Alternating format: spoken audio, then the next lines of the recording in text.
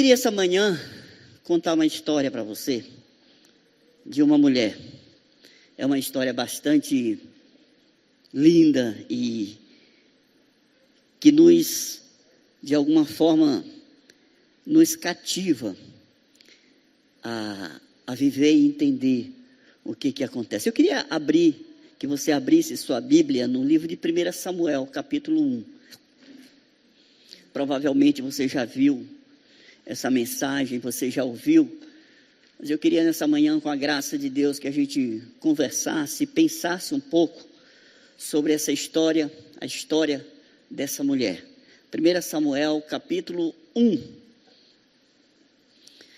E é uma história que nos inspira, porque ela vai falar de fé, ela vai falar de perseverança, ela vai falar de humildade. E a gente vai poder aprender, olhando para essa mulher, esse é o propósito dessa manhã, a como ser uma mulher sábia, temente a Deus e cheia do Espírito Santo. Amém? 1 Samuel capítulo 1, o texto vai dizer assim: houve um homem de Ramaim Zofim, da região montanhosa de Efraim, cujo nome era Eucana, filho de Jeroão, filho de Eliú, filho de Tou, filho de Zuf, efraimita. Tinha ele duas mulheres, uma se chamava Ana e outra Penina. Penina tinha filhos, Ana, porém, não os tinha. Essa história, ela começa falando sobre um homem que ele tem duas mulheres. Interessante a gente entender que Deus está preparando o cenário para estabelecer um novo tempo em Israel. É o momento em que Israel vai ser estabelecida em Israel a monarquia. Então ele está saindo de juízes, né? Um tempo em que Israel é governado por juízes, e tem essa transição. Você vai ver lá o livro de Ruth, que conta a história específica de Ruth, e logo em seguida começa 1 e 2 Samuel, que vai falar do início desse novo momento em Israel, onde Israel será governado por reis. E Deus começa preparando esse cenário, contando a história dessa mulher. Uma mulher que tem um marido, o marido dela se chama Eucana, e esse homem ele tem duas mulheres, uma se chama Ana e outra Penina. E tem uma questão aqui: Ana não podia ter filho, e Penina sim. Penina dava filhos para Eucana. Então, a gente pode achar meio estranho ao ver isso, um homem com duas mulheres, mas naquele tempo era comum isso acontecer. Era da cultura daquele tempo. Não era a vontade de Deus, nunca foi que o homem tivesse duas esposas. Mas naquele tempo, muitas vezes, a primeira esposa do homem, quando ela não podia dar filhos, de alguma forma ela não podia dar filhos, ele casava com outra mulher, ou se juntava com outra mulher, e essa mulher dava filhos para ele. Então era uma coisa comum que acontecia naquele tempo. E assim era a vida de Ana. Ela era a primeira esposa de Eucana. Ela não podia dar filhos para Eucana. Eucana começa a se relacionar com a Penina, e a Penina dá filhos para Eucana. Então a gente começa a entender que Deus, se a gente for seguir a Deus, andar com Deus de uma forma racional, a gente vai ter problemas, porque Deus muitas vezes ele cria uma situação, um enredo para atingir o propósito. Então muitas vezes a gente não sabe, a maioria das vezes a gente não sabe a forma que Deus está trabalhando, mas Deus está trabalhando no nosso meio. Muitas vezes a gente não entende o que está acontecendo, mas Deus está fazendo, Deus está operando no nosso meio. O importante é a gente ver o que vai acontecer lá no fim. No início a gente não entende mais. Então não siga Deus de forma racional, querendo entender aquilo que Deus está fazendo, porque você vai ter problemas. Porque muitas vezes nós precisamos nos lançar em fé, acreditando que Deus está no controle da situação e acreditando que aquela fase que a gente está passando vai ter um fim, um propósito estabelecido lá na frente. Amém? Você está entendendo? Glória a Deus. Verso 3: este homem subia da sua cidade de ano em ano a adorar e sacrificar ao Senhor dos exércitos em Siló. Estavam ali os dois filhos de Eli, Hofni e Finéias, como sacerdotes do Senhor. No dia em que Eucana oferecia o seu sacrifício, dava a ele porções deste a Penina, sua mulher, e a todos os seus filhos e filhas. A Ana, porém, dava uma porção dupla, porque ele a amava, ainda mesmo que o Senhor a houvesse deixado estéril. Verso 6, a sua rival a provocava excessivamente para irritar, porquanto o Senhor lhe havia cerrado a madre. Então o texto vai dizer que esse homem, ele era um homem temente a Deus. Ele era da tribo de Efraim. Então ele oferecia sacrifícios. Existia uma festa anual no templo, em Siló, e ali ele ia para sacrificar ao Senhor. E ele ia e levava toda a sua família junto. Então, Ana era a mulher da aliança, era a esposa dele. E quando chegava na hora do sacrifício, na hora de apresentar o sacrifício, havia um momento ali em que o animal era queimado ali, e esse animal era oferecido para a família. Então ele oferecia para a sua família o sacrifício. Na hora que ele oferecia, ele dava uma porção dupla para Ana, porque o texto vai dizer, porque ele amava Ana. Ele amava Ana, mas quem dava filhos para ele era Penina. Então veja, aqui nós temos um homem com o coração dividido.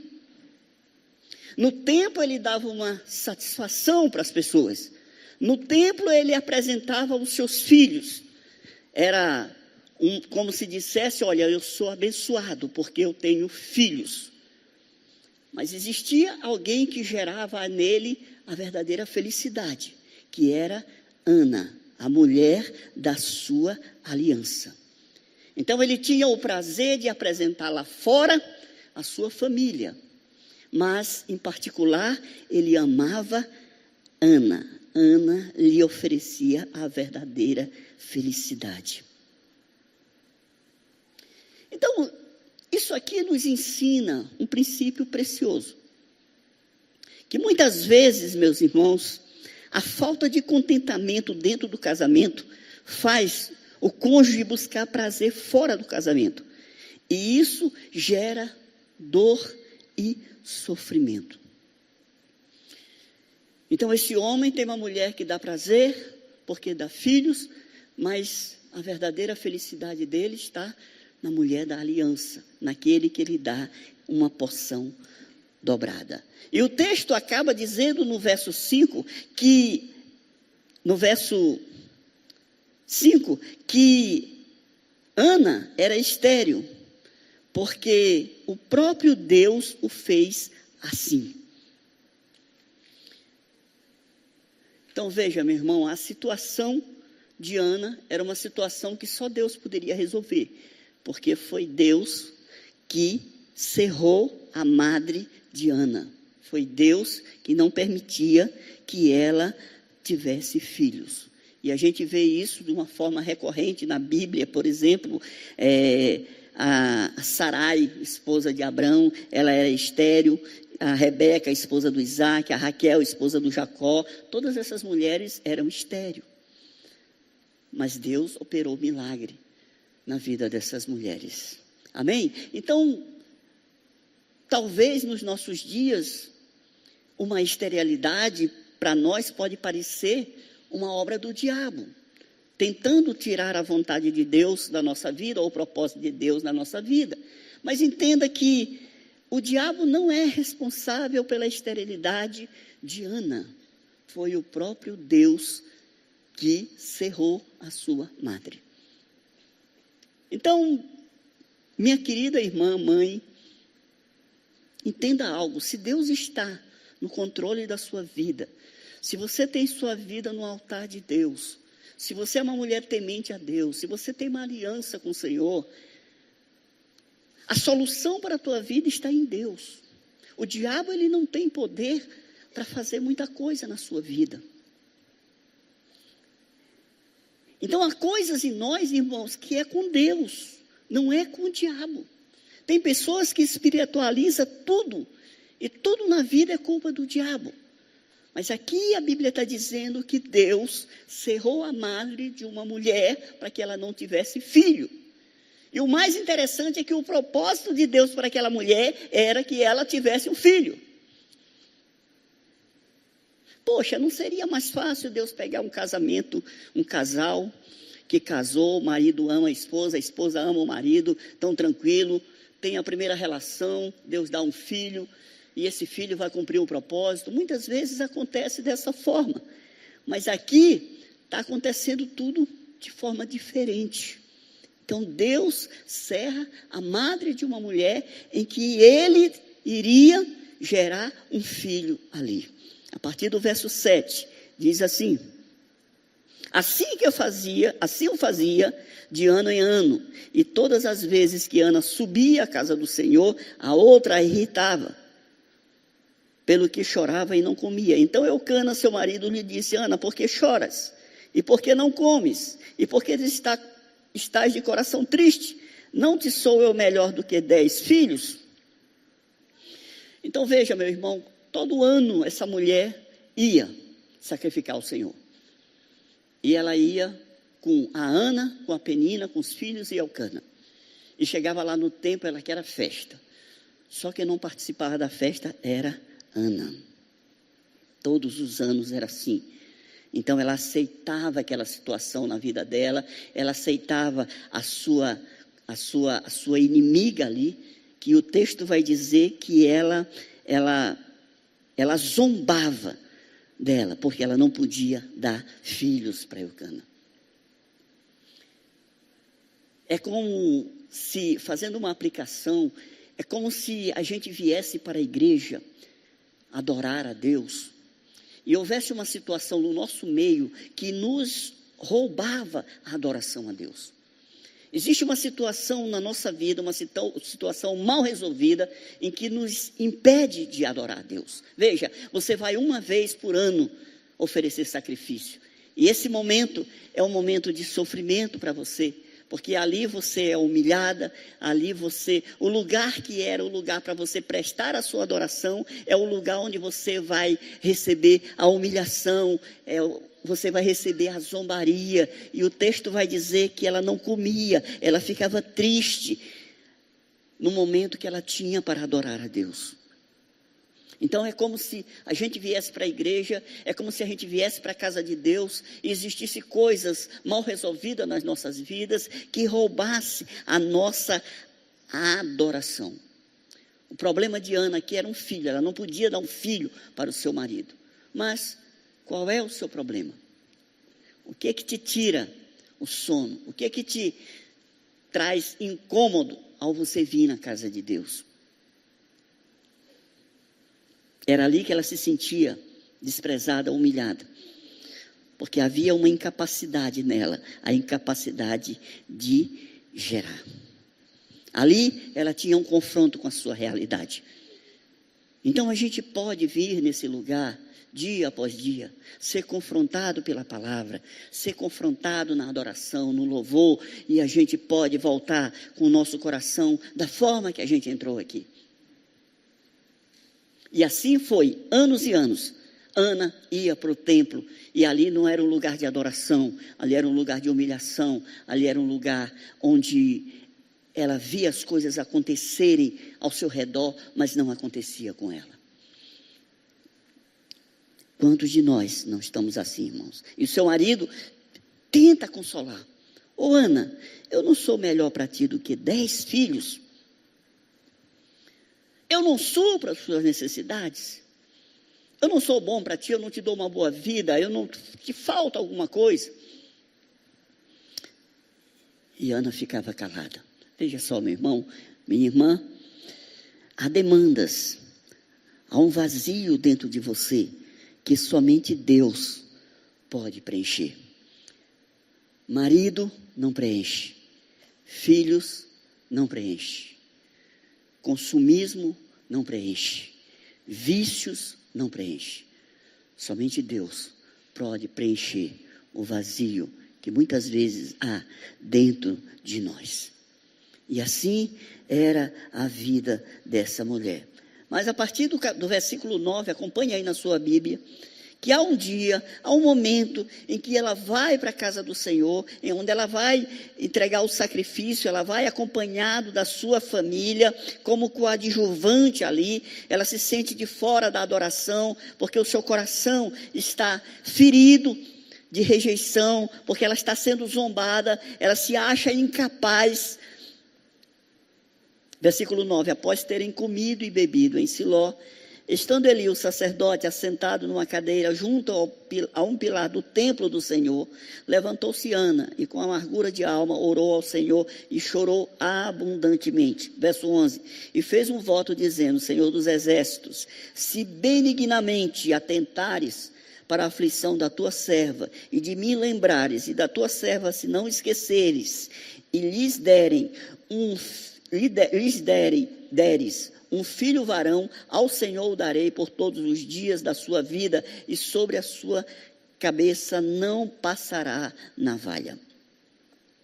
Veja, existe um momento na vida dessa mulher que parece que algo rompe. Ela sai da cadeira, ela sai do seu lugar, e ela decide enfrentar a sua realidade.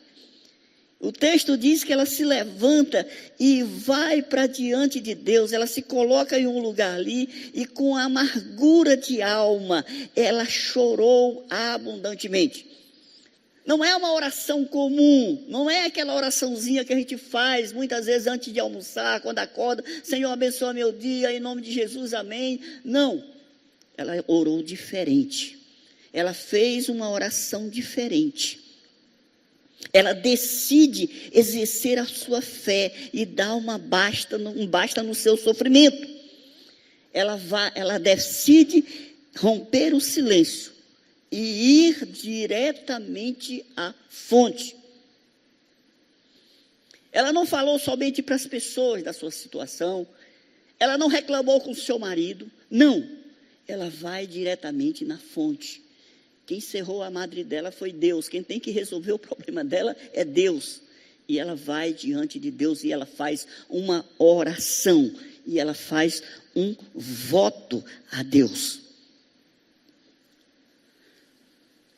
Parece que o tempo de sofrimento dela acaba. Veja, irmãos, quando a gente aceita as coisas de forma passiva, quantas vezes isso não acontece? A casa está revirando, as coisas estão acontecendo, estamos perdendo os nossos filhos, o nosso casamento está capenga, e a gente está ali como se não fosse nada com a gente. A gente tem entendido que um casamento ele não acaba da noite para o dia. Você não dorme com seu cônjuge uma noite, tem uma noite maravilhosa e pela manhã você decide se divorciar. São pequenas coisas. São coisas que vão sendo deixadas de lado, que vai corroendo as alianças, os relacionamentos. Então chega um momento em que a gente tem que se levantar em fé e ir diretamente à fonte. Há muitos cônjuges que querem mudar a vida do outro cônjuge.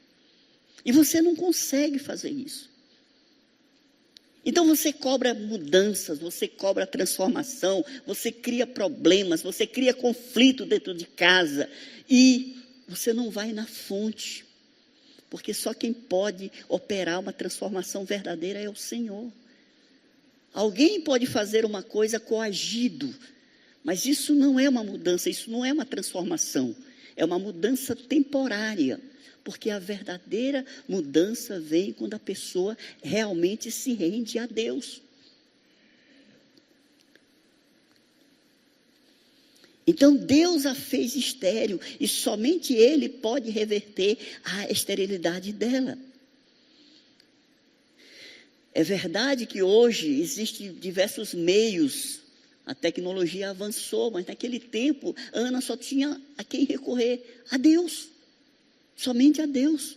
E ela vai diretamente à fonte. Veja, no Antigo Testamento tinha a figura do sacerdote, que fazia a ponte até Deus. Ele levava as demandas do povo para Deus. Mas aqui ela passa por cima, ela quebra esse padrão e ela vai diretamente da fonte. Hoje nós sabemos que através de Jesus o véu foi rasgado e nós temos pleno acesso a Deus. Mas naquele tempo ela não tinha, mas ela vai diretamente a Deus e ela faz uma oração que muda toda a história dela. Ela faz um voto com o Senhor, ela faz um compromisso com o Senhor. E ela fala especificamente aquilo que ela quer. Eu quero um filho homem. Ela não deixa nada desalinhado. Ela sabe o que ela quer. Pergunto para você, o que você quer na sua vida? Seja específico naquilo que você quer para Deus. Muitos casamentos estão se arrastando, porque nem mesmo você sabe o que quer. Seja específico com Deus. Ela foi específica. Eu quero um filho homem.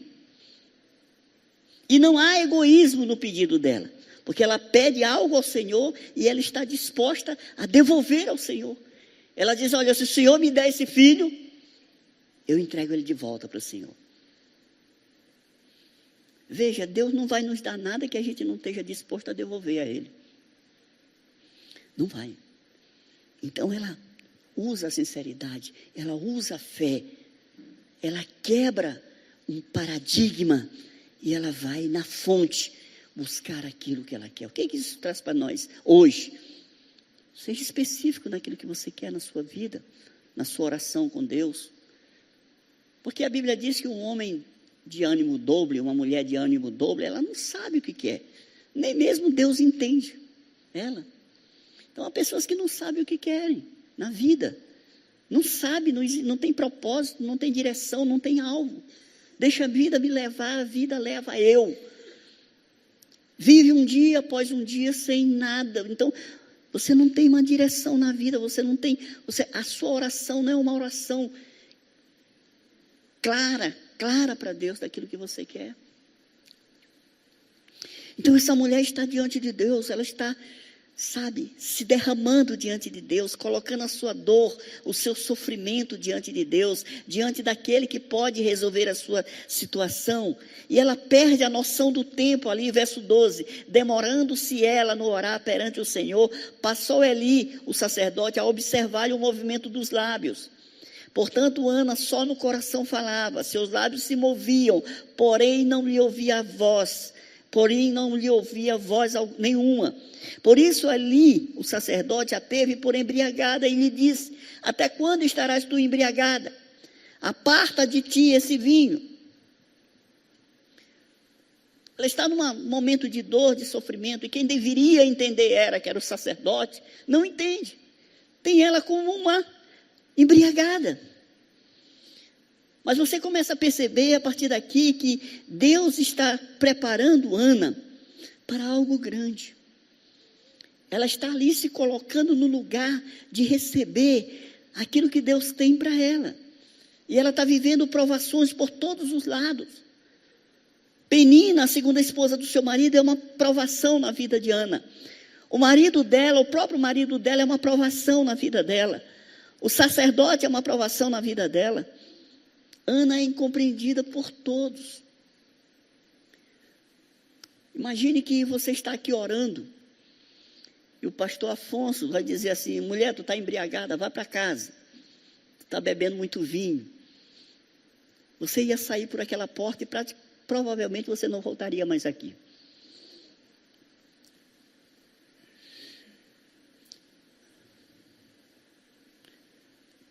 Então veja a resposta dessa mulher ao sacerdote. Verso 15.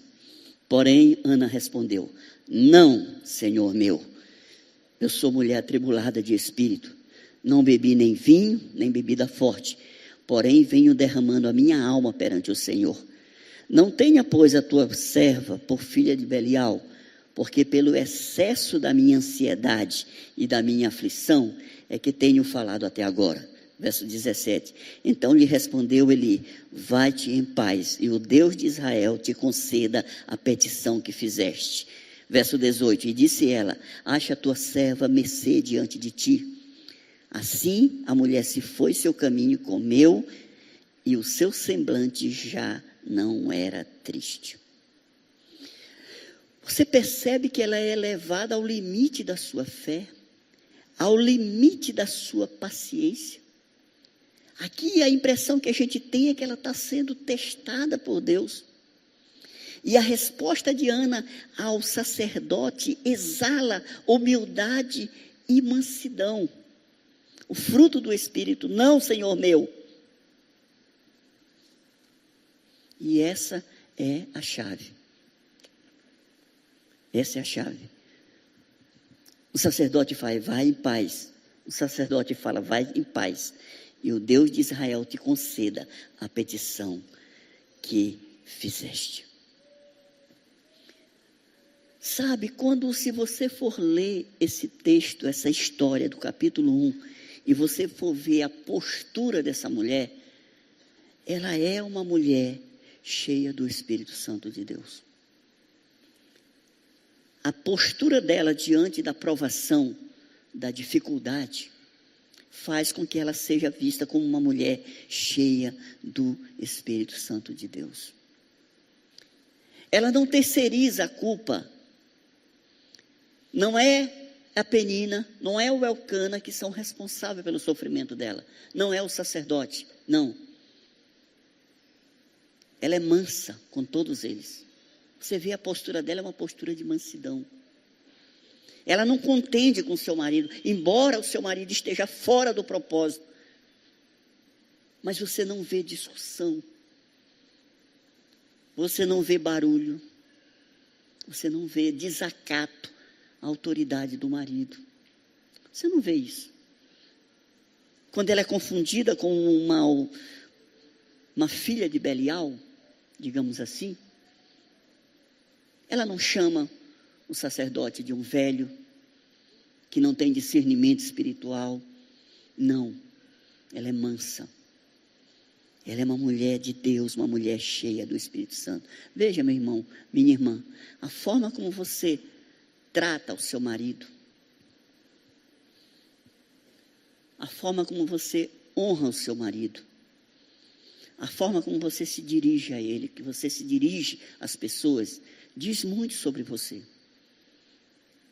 Diz muito sobre você.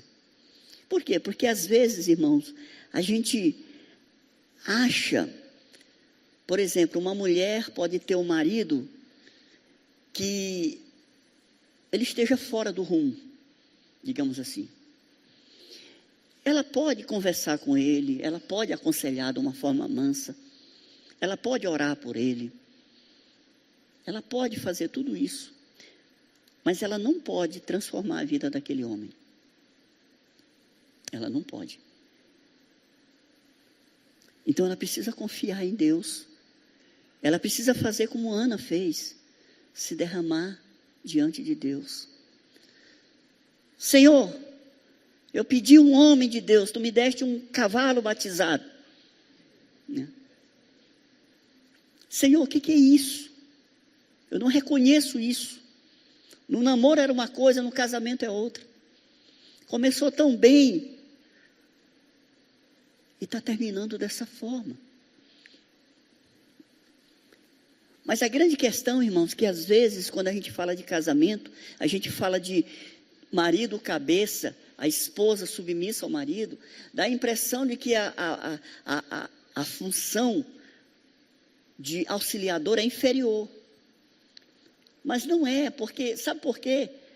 Porque o cabeça, o marido, ele é responsável diante de Deus pela família, pelo casamento. Então, embora aparentemente seja uma função menos importante a submissão, mas é importante entender a responsabilidade que está sobre nós, como marido, como pais. E mais interessante é que nós não vamos prestar conta das coisas diante das nossas esposas, mas nós vamos prestar conta diante de Deus. Esse sacerdote que ele confundiu ela com uma mulher bêbada, tranquilo, lá na frente você vai ver que ele é tirado do posto de sacerdote. Os seus filhos, Hofni e Finéias, que eram sacerdotes nos dias de Ana, Eles são mortos também. Da sua família é extinguido todo o sacerdócio, por causa das coisas erradas que eles estavam fazendo na casa de Deus. Mas Ana não colocou isso na cara dele. Ana não falou isso. Por quê, irmãos? Porque a coisa é com Deus. Se você está maltratando, se você está ferindo a sua esposa, você está criando uma confusão muito grande com Deus. Talvez você esteja criando uma confusão aqui também com as autoridades daqui, mas o seu problema maior é com Deus. Porque você está mexendo numa filha de Deus. E de alguém que pode ser a sua irmã, na fé. Então essas coisas precisam ser resolvidas com Deus. Então Ana, ela está fazendo o certo, ela está indo na fonte certa, ela está derramando a sua indignação, a sua rejeição, aquilo que ela está passando, ela está entregando para Deus, e é Deus que vai fazer a obra. Amém, irmãos? Então, quando ela recebe a palavra do sacerdote, ela crê naquilo, e aquilo modifica o seu semblante. Aquela mulher que estava fazendo um jejum forçado, ela chegava do templo, ela se zangava e não comia, ela ficava triste, agora ela come, agora a sua feição muda. Deixa eu te dizer uma coisa, marido, você quer sua esposa mais bela? Ame ela. Ame ela é ótimo, né? Ame-a. Né, doutora Sônia? Ame-a. Você vai ver ela mais bela. Profetize sementes divinas na vida dela. Supra as carências emocionais dela, espirituais. Com a sua oração, com a tua intercessão, tu vai ver uma mulher mais bonita. Mas se você só bate, se você só fere, como é que você vai ter alguém bonito? Ana era triste. Mas a partir do momento que ela recebe pela fé a semente, a palavra profética sobre a sua vida, ela muda, a sua situação muda. Amém? Então não se preocupe só com o vestuário da sua esposa. Talvez hoje, no Dia das Mães, você dê um grande vestido para ela, excelente, bacana. Mas se preocupe também com o interior. Então ela sai cheia de fé. Agora ela tem fome. Ela agora tem alegria. Verso 19. Levantaram de madrugada e adoraram perante o Senhor. E voltaram e chegaram na sua casa, a Ramá. Elcana coabitou com Ana, sua mulher. E lembrando-se dela o Senhor, ela concebeu. E passado o devido tempo, teve um filho, a quem chamou Samuel, pois dizia, do Senhor o pedi. Subiu Elcana, seu marido, com toda a sua casa, a oferecer ao Senhor o sacrifício anual e a cumprir o seu voto. Ana, porém, não subiu e disse ao seu marido, quando for o menino desmamado, levá-lo-ei para ser apresentado perante o Senhor e para lá ficar para sempre. Verso 23, respondeu-lhe Elcana, seu marido, faze o que melhor te agrade. Fica até que o desmames, tão somente confirme o Senhor a sua palavra. Assim ficou a mulher e criou o filho ao peito até que o desmamou. Então o texto diz que aquela mulher sai com aquela semente espiritual, aquela palavra profética que muda a sua feição, que muda o seu humor, e ela vai e ela coabita com seu marido, e Deus lembra da oração daquela mulher, e Deus faz com que ela conceba. E ela é atendida o pedido dela. E veja que depois que isso acontece, ela tem até a compreensão do seu marido. Verso 24, havendo desmamado, levou-o consigo com um novilho de 3 anos, um efa de farinha e um odre de vinho, e o apresentou à casa do Senhor, a Siló. Era o menino ainda muito criança. Imolaram o novilho e trouxeram o menino a Eli. E disse ela, meu Senhor, tão certo como vives, eu sou aquela mulher que aqui teve contigo, orando ao Senhor. Por este menino orava eu, e o Senhor me concedeu a petição que eu lhe fizera. Verso 28, pelo que também o trago como devolvido ao Senhor por todos os dias que vivi, pois do Senhor o pedi, e eles o adoraram ali o Senhor. Então Deus cumpriu o voto dele e ela está cumprindo o voto dela. Ela recebe a bênção e ela entrega a bênção. Isso faz dessa mulher uma mulher diferente. Uma mulher também que tem relevância na Bíblia. Nós sabemos a relevância de alguém para Deus pelo destaque que a Bíblia dá a ele. Pela forma que foi escrita a história dessa mulher, a gente entende que ela é uma mulher relevante. Você quer ser alguém relevante para Deus nos nossos dias? Faça diferente. Faça diferente. Entregue para o Senhor aquilo que precisa ser entregue. Busque no Senhor aquilo que precisa ser, que você precisa. Permita que Ele te conduza ao lugar que Ele quer conduzir. Se for o caso da humilhação, sim, submeta-se ao processo. Porque esse foi o caminho trilhado pelo nosso Senhor Jesus Cristo. O caminho da humilhação. Ele passou pela humilhação, mas Ele foi exaltado. Então nós precisamos entender na nossa vida que nós estamos sempre nesse processo. Deus está construindo uma grande história através das nossas vidas. Muitas vezes a gente não sabe o porquê está acontecendo algo na nossa vida. Mas é Deus preparando para o grande final, é Deus preparando a gente para receber aquilo que Ele tem, assim como Ele preparou a própria Ana. Então a gente entende a importância que temos para Deus, que a pessoa tem para Deus, pela forma que a Bíblia trata a pessoa, pela forma que a Bíblia conta a história dessa pessoa. Eu pergunto para você, quem é Penina na vida? Na Bíblia?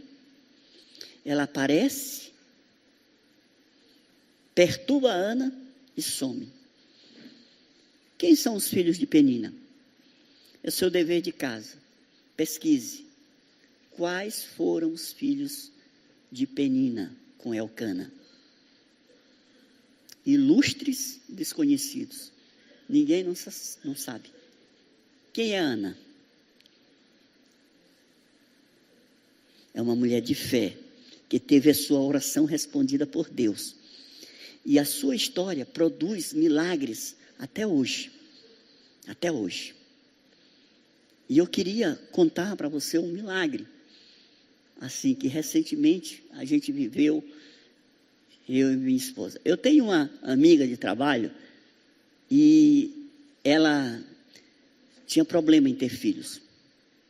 Ela teve alguns abortos e já estava passando da idade de ter filho. E ela engravidou e ela estava muito contente com a gravidez. Todos nós na empresa, todos nós estávamos vivendo aquela gravidez daquela mulher. Mas, próximo dela conceber, ela abortou e perdeu a criança. E isso foi um choque terrível para ela, porque ela já estava na idade já quase de não poder mais conceber. E aí, quando a gente soube que ela perdeu, a gente sabia que ela ia passar por um grande problema. Porque ela estava com muita esperança naquela criança. E aí eu liguei para ela, para conversar com ela. E quando eu estava conversando com ela, tentando animar, eu falei para ela, olha, leia 1 Samuel capítulo 1. Lá vai contar uma história muito interessante. E ela, apesar de ser católica mesmo, ela disse, eu vou ler, seu Francisco, eu vou ler. E aí ela leu, passou por toda essa situação, aí ela engravidou de novo. E a gente ficou naquela expectativa. E teve uma reunião na empresa e que ela foi já com a barriga bem grande. E ela testemunhou que no dia que eu liguei para ela estava pensando em se suicidar. Porque ela tinha perdido a criança.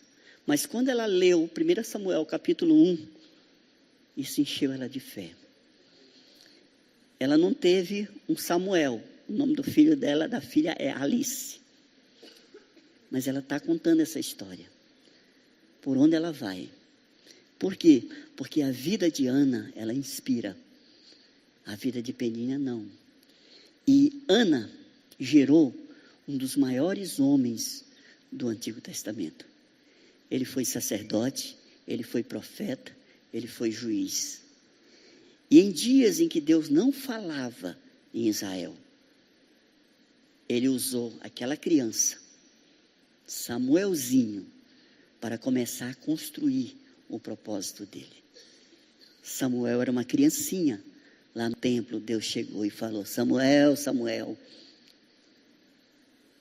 E a partir dali, ele começa a usar Samuel como instrumento dele. Naquele tempo que havia trevas, que Deus não se falava com ninguém. Ele tinha desistido do Eli, ele tinha desistido de Hofni e Finéias. E ele levanta Samuel. Samuel é fruto de uma mulher de fé, de oração. Talvez o seu problema essa manhã não seja gerar. Se for, glória a Deus, eu creio que Deus pode reverter essa esterilidade.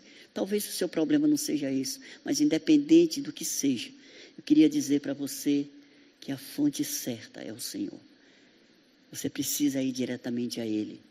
Não importa o tamanho do seu problema, mas a Bíblia diz que Deus não resiste a um coração quebrantado. Amém? Queria que você saísse daqui essa manhã, mamãe, grávida. Não fisicamente, mas de uma promessa de Deus. Aquilo que você está tirando você do sério, aquilo que te traz preocupação, aquilo que está te trazendo dor, sofrimento, talvez até humilhação, entregue para Deus. E deixe que Ele resolva para você. Faça como Ana, amém? Então, feche seus olhos, vamos orar. Nós temos outra programação que está começando.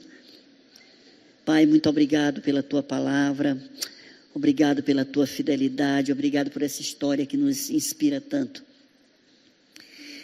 Tu és soberano sobre todas as coisas, Pai. Muitas vezes nós não entendemos o que está acontecendo, mas queremos declarar essa manhã que confiamos que o Senhor está no controle de todas as coisas. Coloco diante do Senhor cada mulher que está aqui nesse lugar. Tu sabes o problema de cada uma. Que o Senhor possa se revelar, Senhor. Que o Senhor possa aumentar a fé.